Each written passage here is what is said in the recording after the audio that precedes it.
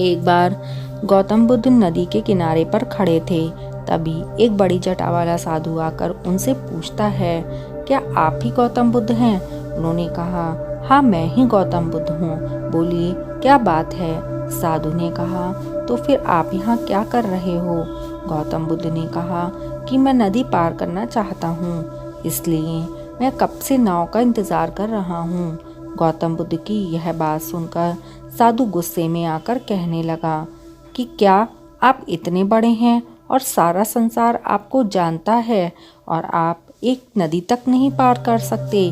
आप यहीं रुकें, मैं आपको नदी पार करके दिखाता हूँ। फिर वो साधु थोड़ी ही देर में नदी पार करके वापस लौट आता है। फिर गौतम बुद्ध को कहता है कि देखो, मेरे पास इतनी क्षमता और ज्ञान है, फिर भी लोग मुझे नहीं जानते और आप ऐसा कुछ भी नहीं कर सकते, फिर भी सारा संसार आपको जानता है। तब गौतम बुद्ध उस साधु से पूछते हैं कि आपको ये कला सीखने में कितना वक्त लगा? साधु हंसकर कहता है कि ये कोई साधारण कला नहीं है, मुझे इस कला को सीखने में पूरे 15 साल लगे हैं। दोनों बातें ही कर रहे थे तो इतने में ही नदी के किनारे पर नाव आती है और दोनों नाव में बैठकर नदी पार कर लेते हैं। फिर गौतम बुद्ध नाव वाले को 1 रुपया देते हैं और उस घमंडी साधु को कहते हैं कि आपने इतने साल व्यर्थ किए, जिस काम को करने में केवल 1 ही रुपया लग सकता था, उस काम को करने के लिए आपने अपने 15 साल बर्बाद कर दिए। आप जैसा कोई मूर्ख साधु नहीं है।